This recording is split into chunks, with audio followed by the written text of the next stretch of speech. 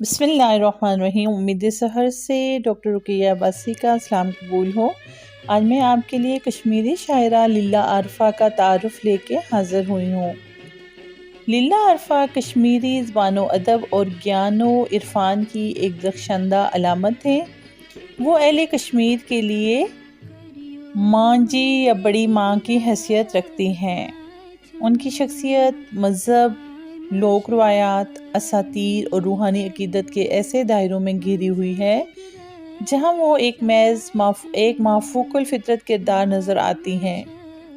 لیکن اگر تاریخ اور لوک روایات کی روایتی چشمک کو مد نظر رکھتے ہوئے وادی کشمیر میں 14ویں صدی عیسوی کے تیزی سے بدلتے ہوئے سیاسی، معاشرتی، مذہبی حالات کا تنقیدی جائزہ لیا جائے تو یہ بات واضح ہو جاتی ہے کہ درباری مورخوں یا تذکرہ نگاروں نے جب بھی اہم شخصیات یا اہم واقعات کے متعلق سیاسی مصلحتوں سے کام لیا ہے تو لوک روایات یا عوام کی خواہشوں اور امنگوں نے کسی اسطور کا روپ دھار کر ایک ایسا خیالی پیکر تراشا ہے جو اصل سے زیادہ دلنشین ہو، کیونکہ اس خیالی پیکر میں عوام کی وہ تمام آرزوئیں اور امیدیں پوشیدہ ہوتی ہیں جنہیں ایک سکہ بند معاشرے میں کچلا جاتا ہے۔ پابند معاشرے میں اساطیر کا پھلنا پھولنا ایک مسلمہ امر ہے۔ ظاہر ہے لیلا عارفہ کی شخصیت کے ساتھ بھی یہی کچھ ہوا۔ وہ وحدانیت کا درس دینے والی ایسی برہنہ شمشیر تھیں جو بت گردوں، برہمنوں اور بتوں کو محض پتھر سمجھتی تھیں، لہٰذا ان کا قریب الاثر برہمن جو مورخ ان کے وجود سے انکاری تھا، اس طرح سلطان شہاب الدین کے قاضی ملا احمد سے بھی یہ توقع نہیں کی جا سکتی تھی کہ وہ اس روایت شکن خاتون کا خیر مقدم کرے۔ لیکن آہستہ آہستہ لوک روایت عصری تاریخ پر غالب آئی اور 17ویں صدی عیسوی تک آتے آتے لیلا عارفہ کو عارفہ کاملہ، لیلا مجدیہ، عفیفہ خدا پرست مجنون عقیلیہ، ثانی رابعہ بصری، صاف ضمیر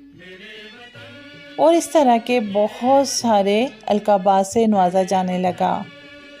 عصری تاریخ کے ساتھ لوک روایت کی یہ مارکہ آرائی آج تک جاری ہے اور 20ویں صدی عیسوی کے اختتام تک آتے آتے تاریخ نے کشمیر کی بڑی ماں لیل دید کے سامنے گھٹنے ٹیک دیے ہیں۔ اب عصری مورخوں کے درمیان صرف یہ بات متنازع ہے کہ لیلا عارفہ 14ویں صدی کی کون سی دہائی یا کس سال میں پیدا ہوئی تھیں اور ان کا انتقال کس عمر میں اور کس سال میں ہوا۔ یہ تنازع بھی خود مختلف تذکروں اور تاریخوں میں درج کچھ روایات اور واقعات کے باہمی تضاد کی وجہ سے پیدا ہوا ہے۔ لیکن جہاں تک لوک روایت کا تعلق ہے، 14ویں صدی کے ہنگامہ خیز دور کا بنیادی مرکز صرف لیلا عارفہ ٹھہرتی ہیں، جو کبھی اپنے برہمن گرو سدھ سری کنٹھ کو بت گردوں کی بے معنویت کا اپدیش دیتی نظر آتی ہیں کہ نوزائیدہ رشی حضرت شیخ نور الدین ولی کو اپنی گود میں لے کر دودھ پینے کی تلقین کرتی ہیں، اور کہیں حضرت شاہ ہمدان کی آمد سے پہلے سید حسین سمنانی اور سید جلال الدین بخاری کی پذیرائی کرتی ہوئی نظر آتی ہیں۔ اگر تاریخ کہتی ہے کہ حضرت شاہ ہمدان کشمیر میں اسلام کی ترویج و اشاعت کا فریضہ سر انجام دینے آئے تھے تو روایت کہتی ہے کہ ان کی راہوں کے کانٹے لیلا عارفہ نے اپنے پلکوں سے چنے تھے۔ اگر درباری مورخ جو نراج کہتا ہے کہ شہزادہ شہاب الدین کو کسی یوگنی نے شراب کا پیالہ یہ کہہ کر دیا تھا کہ شہزادہ ایک مشہور فاتح حکمران کی حیثیت سے مشہور ہوگا، تو روایت کہتی ہے کہ یوگنی لیلا عارفہ ہی تھیں جنہوں نے شہزادہ شہاب الدین کو دودھ کا پیالہ دیتے ہوئے یہ خوشخبری سنائی تھی کہ اگر مورخ جو نراج کہتا ہے کہ سلطان علی شاہ نے ملا نور الدین کی نقل و حرکت پر پابندی عائد کی تھی تو روایت کہتی ہے کہ سلطان علی شاہ نے اسی حرکت کے سبب نہ صرف اپنا راج تاج گنوایا بلکہ اس کے بے گور و کفن میت کا بھی کوئی نام و نشان نہیں ملا، اور اس کی جگہ تخت نشین ہونے والا زین العابدین اسی لیے بڑا بادشاہ یا بڑا بادشاہ ہے کہ اس نے شیخ عالم حضرت نور الدین نورانی کے جنازے میں بنفس نفیس شرکت کی۔ اس طرح تاریخ کے دائرے میں بہت سارے حوالے اس خاتون کے حوالے سے ملتے ہیں۔ کشمیر میں تاریخ اور لوک روایت کی یہ چشمک صرف 14ویں صدی تک للہ عارفہ تک محدود نہیں بلکہ 16ویں صدی کی کشمیری شاعرہ حبہ خاتون کو بھی درباری مورخوں اور تذکرہ نگاروں نے اسی طرح نظر انداز کیا۔ ابھی میں آپ کے سامنے للہ عارفہ کا ایک کلام پیش کر رہی ہوں جس کا ترجمہ کیا ہے طاؤس بانہالی نے۔ کشمیری زبان میں یہ کلام تھا، اس کا اردو ترجمہ میں آپ کے سامنے پیش کروں گی۔ یہ دنیا لالچ کا سمندر ہے تو جس میں غوطے کھائے، خواہش کے ظلمات کی لہریں پھرتی ہیں تجھ کو الجھائے، آخر موت کے چیلے تجھ کو گھائل کر کے گھسیٹیں گے، دشت فنا سے کس کو مفر ہے اس دشت کا نہیں اپائے، اے دل مانگے کی مستی میں تو اتنا مخمور ہوا، اے دل مانگے کی مستی میں تو اتنا مخمور ہوا، جھوٹ پہ سچ کے دھوکے میں کیوں اصل سے اتنا دور ہوا، کج فہمی نے تجھ کو ہٹ دھرمی کے راہ سجائی ہے، آنے جانے کے گھورک دھندے میں تو محصور ہوا۔ پھر کہتی ہیں کہ کیوں بٹتے ہو ریت کی رسی، لا حاصل ہے جب یہ عمل،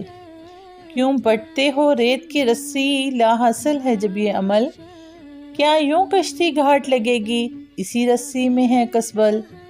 کھینچی گئی ازل سے ابد تک اٹل ہے قسمت کی یہ لکیر، رد عمل انسان کا مقدر یہی تو ہے اعمال کا پھل۔ آسائش کی خاطر تو نے تن سے کتنا کام لیا، من میں بیج نہ ایسا بویا جس سے اچھا پھل ملتا، عقل کی بات کرو جاہل، گنبد پر کنکر پھینکو، گڑ جتنا بھینسے کو کھلا دو بھینسا دودھ نہیں دیتا، دنیا میں آنے سے پہلے عہد کیا تھا تو نے جو، یعنی جیتے جی مرنے کا یاد کب آئے گا تجھ کو، یہی تو ہے جینے مرنے کی پابندی سے آزادی، یعنی تو معودہ مقام پر اپنے پھر سے فائز ہو، علم کی بات نہ کر جاہل سے وہ کیا جانے گیان عرفان، علم کی بات نہ کر جاہل سے وہ کیا جانے گیان عرفان، گدھے کو ہرگز گڑ نہ کھلانا اس میں سراسر ہے نقصان، ریت میں فصل نہیں اگ سکتی بیج نہ بونا صحرا میں، چوکر کی ٹکیوں کو گھی میں نہ تلنا اے انسان۔